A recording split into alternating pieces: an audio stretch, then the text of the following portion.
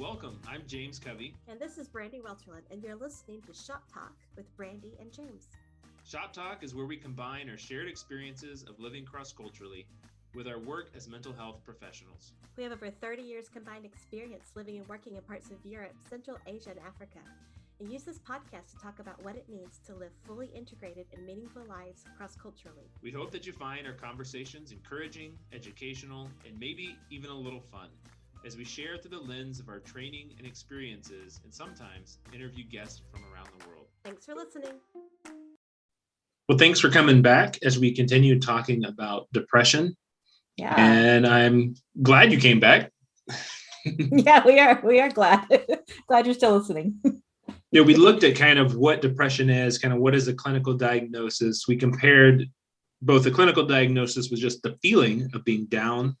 We talked about kind of the holistic view of self, how part of depression impacts our body, our mind, our emotions, and our spiritual well-being. And we looked a lot at medication because, especially for cross-cultural workers, that can be a bit of a stigma. So we talked about the physical body and how sometimes you need something to help right the ship, if you will.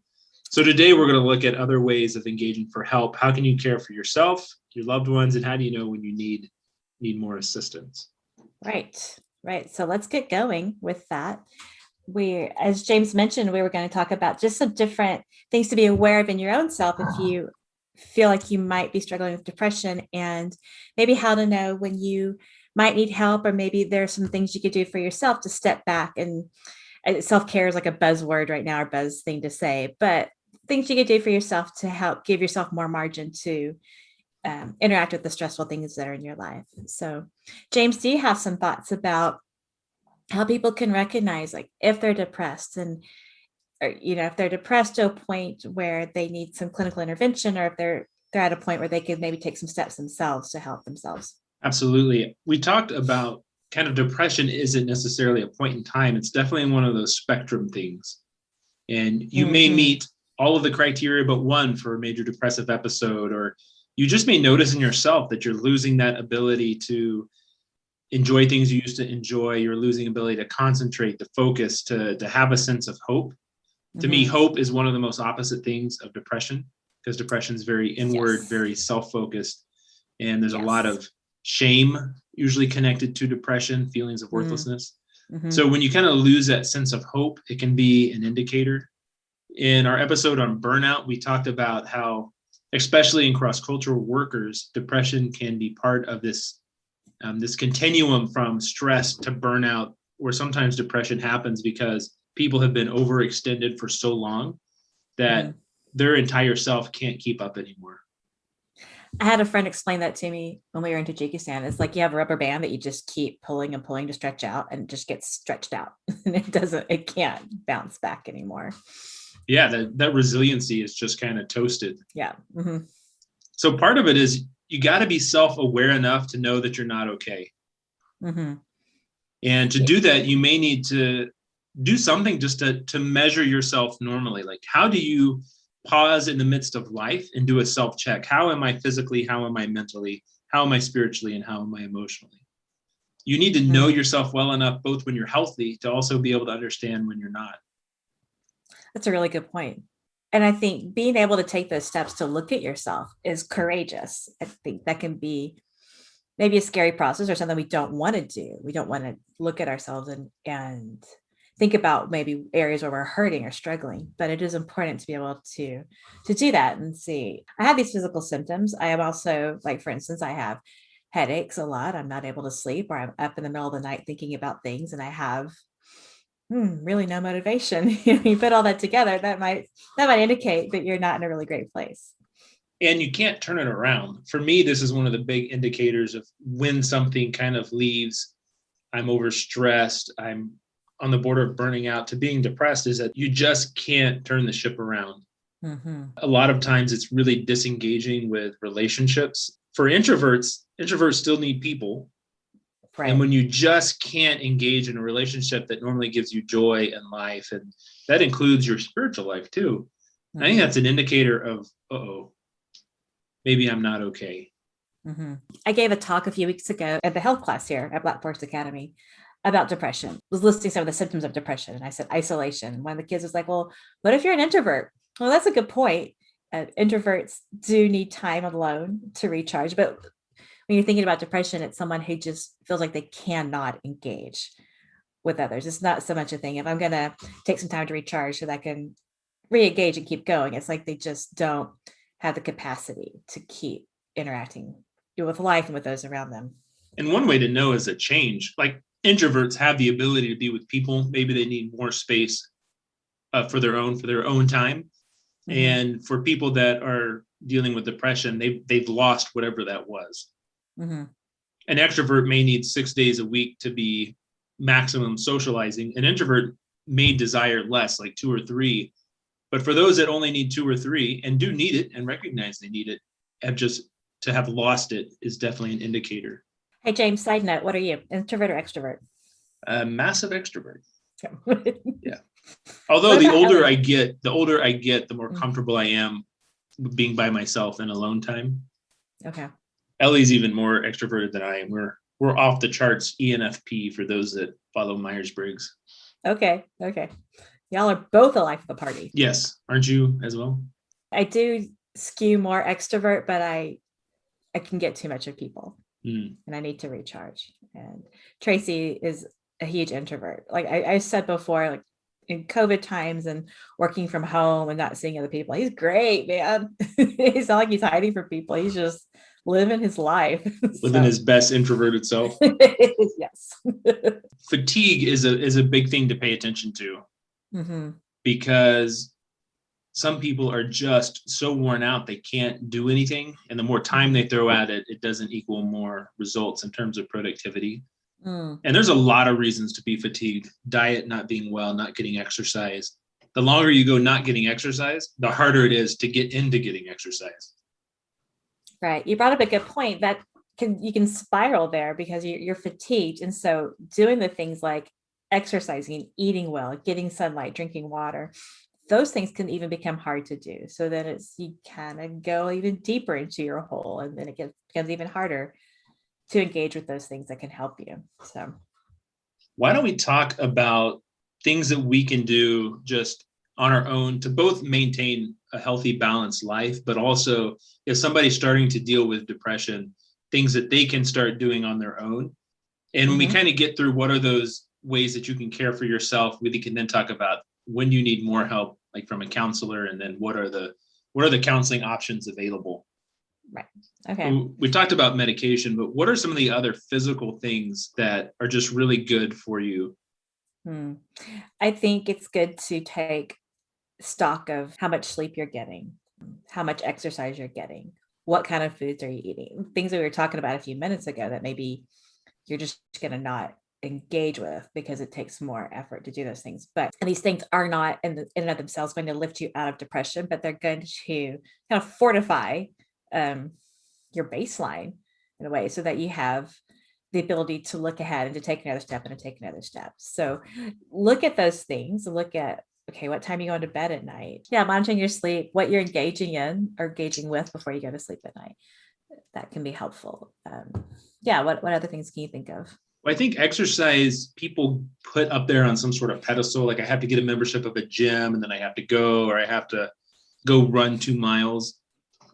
For some people that are especially struggling with fatigue, concentration, focus, feeling down all the time, set a really simple goal of just walking around the block every day for a week or 3 days for a week. Super simple. You might need accountability. Who can you tag to help you do just a simple walk? Right. And you don't have to say, I think I'm depressed and I want you to walk with me. You can just say, I really need more activity in my life. Can you be my activity partner? Could be a spouse, could be walking the dog, could be a neighbor. And then you're getting relationship and you're getting exercise and you're getting sun and some of these things that are just so scientifically proven to be good for your health that we could never list all of the articles on it. Even here where we live in Germany, it tends to rain a lot. But I love the German saying, no such thing as bad weather, only bad clothes. And so like even really got to live by that here because it rains so much. But it brings up a good point. In some areas, if you wait till the weather's perfect, it's not going to happen. And there's benefits of getting out and moving your body while you're outside, even if the sun isn't shining. It's raining a little bit, or it's a little bit cold, or something like that. Doing something outdoors is great. Even if you live in the city, going to a park, the sun, which gives your body resources it needs. We've got some coworkers who've gotten into grounding. This is the Campbells, by the way. They watched a documentary on just the value of being connected. So they just go barefoot in their yard for a few minutes a day. Oh, that's great. Yeah, actually being literally grounded, not just the emotional grounding that we might talk about in another episode. That's great. I was thinking if you do that in Texas, it'd either be like the stickers or the fire ants that would. Yeah, for sure, fire ants. Some other physical things to do would be eating right, drinking lots of water, monitoring things like alcohol input, and just really simple things of, hey, I'm going to make sure that I drink a full glass of water every meal. Yeah, I started this kind of health nutrition plan, what have you. And one of the goals is to drink 8 glasses of water a day. Well, let me tell you, I was not drinking 8 glasses of water a day before that. So I do that. And I can tell a difference just in my energy and how I'm feeling. So it can be small changes that can, again, give you the capacity to keep moving forward. Another interesting thing that you could do is to just take stock of what you're thinking about, what fills your mind. So if you're keeping track at home, we've left physical and now we're into the mental. And counselors, psychologists call these automatic thoughts. And they're the thoughts that run through your mind that we're not always aware of, play a big importance on how we interact with the world around us. And so one thing to do is just to sit back and just take stock of what am I thinking? What am I telling myself? What am I telling myself about the people around me, about myself, about the interactions I've had? Becoming aware of your automatic thoughts is fairly easy to do. And it could be an interesting window into what's going on in your mental and emotional world. Do you have any thoughts about that, James? Do I have any thoughts about the thoughts? Yes. Indeed. Most often when I'm working with somebody struggling with depression, we're spending time on thoughts because it does get into this kind of spiral. And there are some categories that can be especially dangerous. One is overgeneralization, where everything is something. I had a bad date, I'll never find anyone. All or nothing thinking, where everything's black or white. I am a total failure. Well, you're not a total failure. You may be behind in work because you're so exhausted. And these things that pop up and then they just kind of grab hold and they take a root in our mind in a way that we just can't get rid of them.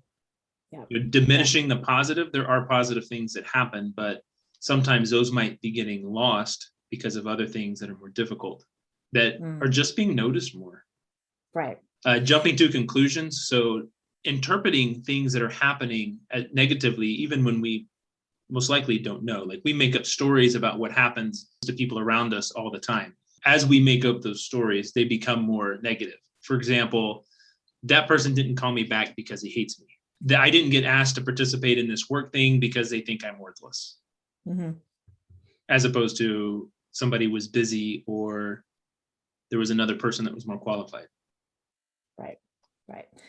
And it's good to recognize those patterns and to recognize like, wow, these really do influence what you think about yourself and how you interact with the world. So yeah, automatic thoughts, taking stock of them, it could be really eye-opening when you realize what you're saying to yourself. I realized a few years ago there was something in our own lives, something kind of stressful and consuming, and I realized someone asked me, what percentage of time do you spend thinking about this? It's like, oh, actually every waking moment. But I needed to be able to take a step back and look at it and realize, well, that's not good. And no wonder I'm like struggling with so much right now because it's consuming my thoughts. For teens that are struggling with depression, a lot of it stems from the shame thought along the channel of I'm not loved, I'm not lovable. Yes. Nobody loves me. Nobody cares for me. Nobody likes me, which in those more clearer moments, they know is not true because their parents probably love them. Their siblings, they probably have friends, teachers, but this message just becomes really powerful and sometimes hard to navigate. Well, related to automatic thoughts is this sort of tenet of cognitive behavioral therapy, which James, that's pretty much like your lens that you work through with Right. counseling. And it's the ABCs of cognitive behavioral therapy. And I wonder if you could just give a little bit of an explanation of what that is. It really is about recognizing that our thoughts and our feelings and our actions are connected. Mm-hmm. For example, we're talking about depression. What that might look like is if you or anyone spends all day thinking about how worthless I am, Mm-hmm. well, almost anyone in the world that spends a lot of their day thinking about a sense of worthlessness, they're going to feel lonely, sad, depressed, isolated, hopeless, these very negative, difficult, heavy emotions. Because of that, they may be more likely to withdraw, to isolate, to not engage, to interpret things negatively, like we were talking about, to have a lot of expectations. We would use those words should. Every time you use a should word, don't should on yourself. Yep. These expectation words that we now are interpreting the world maybe through an unhealthy set of expectations. Mm-hmm. Mm-hmm. I wonder if we can, on the notes for the podcast, if we can link one of those the ABC sheets of like the activating event, the cognitive thoughts related to it, and then the behaviors and emotions related to it, just to give those are an interesting example of how those things might work. Because like you said earlier, say someone doesn't call you back. Well, that's like an activating event. Mm-hmm. And your thoughts can be, well, they don't like me. And then your behavior could be, or your emotions could be just to feel sad or rejected or something like that. And so one thing is like recognizing that. Another is to look at that activating event. Are there similar events that tend to trigger those thoughts and emotions, and like how maybe you can interact with those a little bit differently? Right. The behavior might be isolating or giving that person Mm-hmm. the cold shoulder, whereas the feeling unwanted is an emotion. But they're all kind of connected. Yeah. A lot of times we get these pathways developed in our brains, and we go through the process and cycle through this quickly without realizing what's happening. So being able to take a look at the cycles that we're in and find a place where we can step in and break the cycle and form new pathways is. And often people need someone to help them with that, because depression is one of those things that those thoughts become so powerful. They just hold a lot more weight than the true, often contradictory positive thought of I have value. And somehow the I don't have value, this worthlessness, nobody loves me, I'm not a good, insert whatever job you have. It could be parent. I'm a terrible mother, I'm a terrible father, and it just becomes so much more powerful. Sometimes we need help. And this is a good relational thing of somebody helping us actually challenge those thoughts in a positive way. And it might be using scripture, especially related to feelings of worthlessness. It might be having somebody help you come up with the true ones. It's kind of putting these thoughts on trial. Okay. And sometimes we need people, and especially if you're noticing, hey, this is not something I'm able to do. Maybe you don't have anyone that can help you, or you don't have a person that's safe enough to trust in that. That's a great time to begin looking for professional help, like from a counselor. That's a really good point. When we get to the point where it's so hard on our own to recognize those thoughts and recognize like the fallacy in those thoughts, and where other options, when it gets to that point where it's so hard and our brains are so in tune to that pathway that's developed to think that way, that's a good point. A good time to have someone speak into that. So just reiterating what you're saying. Right. And that relational piece is an important part of it, because you just have to be with people. Even if you're not saying anything, there's so much power in relational, because when you're with somebody, it is a moment of truth against that thing of I'm not valued, because somebody values you enough to spend this time with you. So being with people is just so important, because depression is so inward. It's so driven towards oneself that doing anything with, for, or alongside somebody is great. It is. Doing creative things, drawing, sewing, doing music, just engaging in something that activates that part of your brain can be really helpful. Doing something active, because we already talked about how important exercise is. Yeah, when I talk to teenagers, I ask them like, what creative bent do they go to? Do they like to journal? Do they write poetry? Do they draw? And just encouraging them to get out. Also, what's going on internally to get that out in some way. The kids can think of journaling as like, another English project or something like that. But like you can do a lot of things with journaling. You can just draw like a face and write a word with that face or something like that. You could do artistic expression in so many different ways that can help you process and understand what's going on internally. I will say having some routine and a schedule might be helpful. Mm-hmm.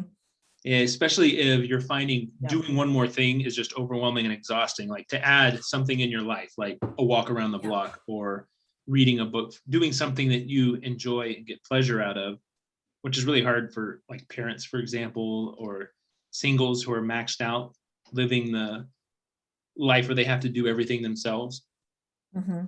So it might be worth really thinking about what kind of schedule can I help set up that gives me a chance to include some of these things. And because of that schedule, you might need to increase margin. Margin is that extra space you have in life. You may have to say no to things for a little while because you don't have the energy that you normally do.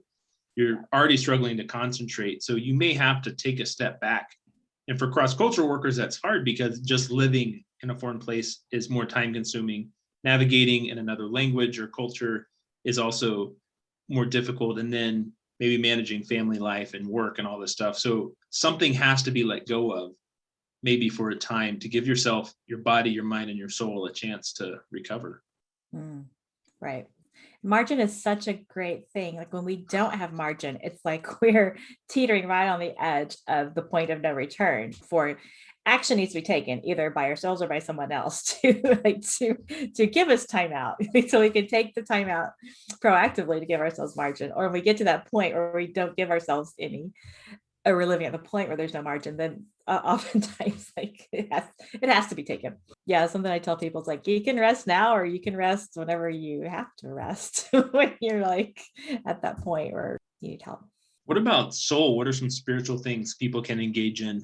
I think as cross-cultural workers, we can pile a lot of expectations onto our spiritual lives and our spiritual walks, and on, having the right quiet time or having right scripture memorization or things like that to do better and to get us out of that place. So because it should be a certain way, back to those expectations.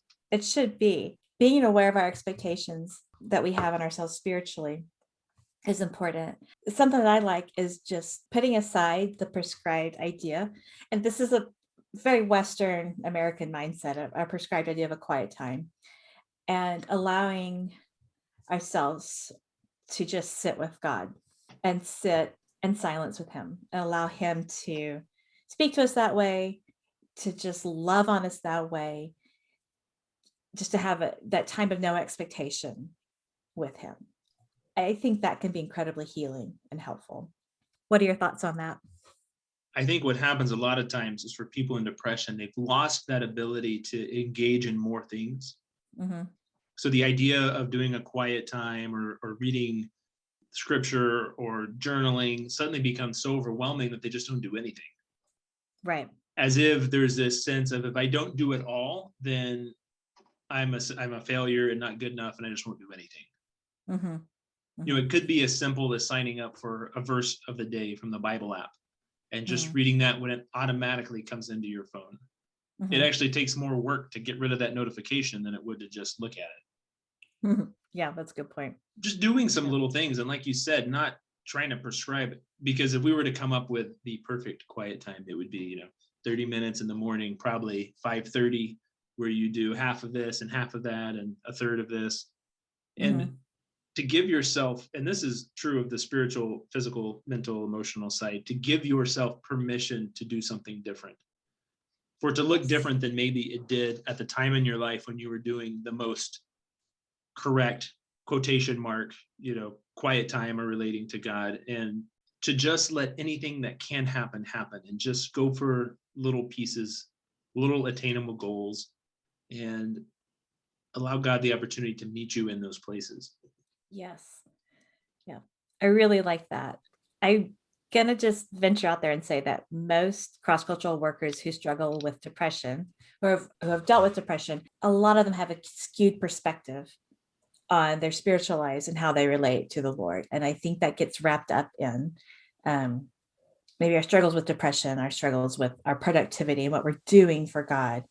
And so I think that's an important thing to look at too, about what expectations are we putting on ourselves? What are we assuming that God thinks about us and in this too? And like, does his love, is it like, we'll say his love's unconditional and all that, but are we resting in that? Or are we adding more? Right, because if deep down we believe it's dependent on us doing stuff, then when you're struggling to get stuff done, you're really going to be piling on that shame and guilt. Yeah, but we do tend to just have these expectations on ourselves to have it together spiritually. It can be really hurtful. And there are some people in this kind of overseas cross-cultural worker, both faith-based and not, who do kind of fly under the radar and not do a lot of work. Yeah. There's not a lot of accountability. They're just kind of Mhm. living. There might not be great measures for what productivity looks like, especially if it's just kind of relational building, because that's really hard to measure sometimes. But I find there's far more that tend on the other side of just running ragged and then, going back to their home country, just exhausted and overworked, kind of life is just a little too full to be healthy and survivable long term. Right. That tends to be the more common, just because all the extra stuff is a cost that we forget to sometimes account for. Right. Yeah, I think most people that we talk to are going to err on that side. There are those that err on the other side. Like, I'm just hanging out, man. Yeah. What do you do? Just hanging out, man. Relationship Yeah. building. Yeah. So another area of counseling or another approach that could be helpful for someone who's just learning about themselves or learning about how they're doing is this overarching term called dialectical behavioral therapy. And that's a type of approach. It's a very specific approach to counseling that James and I don't necessarily really do this, but we kind of recognize. I think you actually have to have special training to be able to be a dialectical behavioral therapist. Right. But there's some aspects of it that are really, they're helpful. They're helpful as far as helping us learn about ourselves and to learn about regulation. So dialectical behavioral therapy focuses a lot on emotions, emotional regulation, and distress tolerance. And so what you do in dialectical behavioral therapy, this is a big overview, is you become more aware of your emotions and situations that interact with your emotions, and being able to name your emotions, being able to tolerate emotions that maybe at some point in your life you've learned are bad emotions that you tend to stuff down, and being able to recognize them and tolerate them and give them space to understand why they're there and what's happening around them. So anyway, knowing your emotions is just, I think, really important. We tend to, we label them the good ones and the bad ones or the hard ones, but they're all important. They all are there to tell us what's going on with us internally. So that could be something, if you're listening to this and you might yourself be struggling with depression, or someone who is, something you could do is just to maybe take a step back and start looking at naming your emotions and naming what you're feeling, naming the situations that influence your emotions, and just how intense they are. And it might take some time, because if we've developed that skill of stuffing our emotions, it may take some time to be able to sit with them and recognize what's going on. That's helpful. When we tend to stuff our emotions, it's like they're there anyway, and they're going to influence us anyway. And so recognizing them and giving them space is just a healthier way forward. And part of it is growing in self-awareness and our vocabulary of the range of emotions. A lot of people are super comfortable with maybe 6 or 7 feeling words and kind of understanding, I'm either mad, I'm normal, or I'm sad. Well, there are so many more. There really are. And even if you aren't struggling with depression, it's great to just work on self-growth in this area and notice, what are the things that give me joy in life? And how does that connect to my spiritual life? Does what I do in my spiritual life give me joy? Ways to lean into things. Another type of therapy is EMDR, eye movement desensitization reprocessing. And it's about activating the brain while you reprocess something difficult. A lot of times it's used quite successfully for trauma, but it's also been found to be quite successful for depression and anxiety. Would be another type of therapy. And you do want to go to a counselor who is certified and who has had training in doing this too, which James has. So, woohoo. Yeah, it's not like One Flew Over the Cuckoo's Nest. Did you ever see that one? No, I'm, under 40. Have you seen it? Yes. Uh-huh. Right. I'm over 40. Yeah. I mean, I would. It's so famous. They still do shock treatment for things like depression. Mm-hmm. That's really crazy.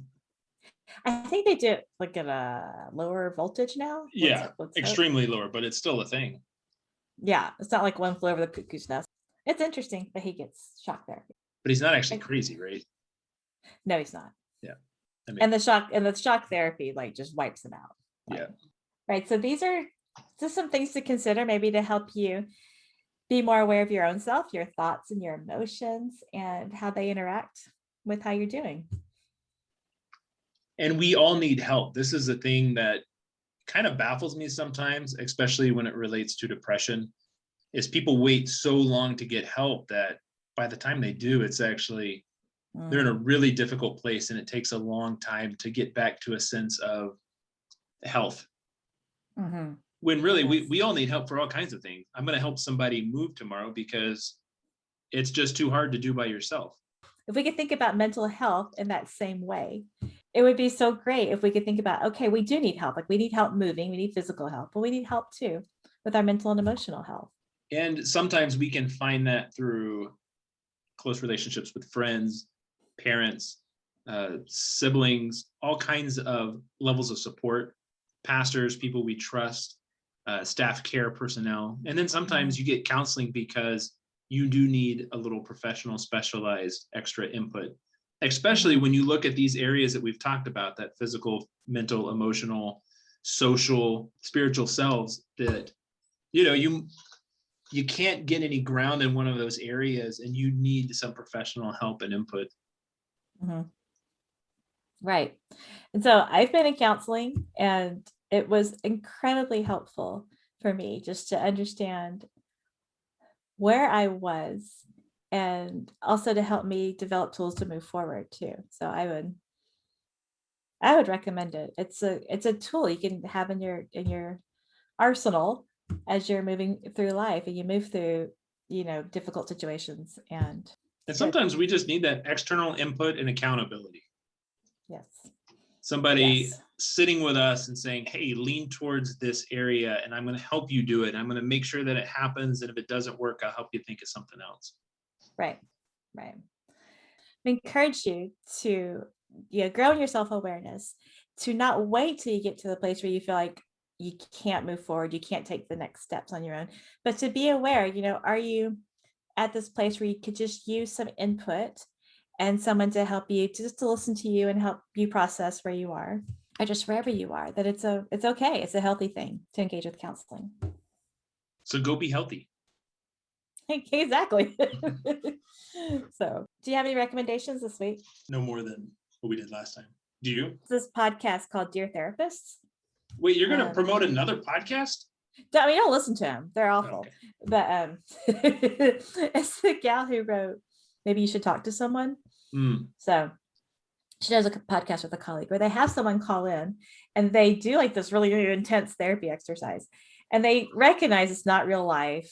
You don't do counseling that way. But I've listened to some of their episodes, and it's really interesting because it's like most of it's not related to what my own life, what I'm living with. But the things they talk about, the things they touch on are really interesting and helpful. So. All right. I got to go to physical therapy. All right. Thanks for listening. See you next time. Bye.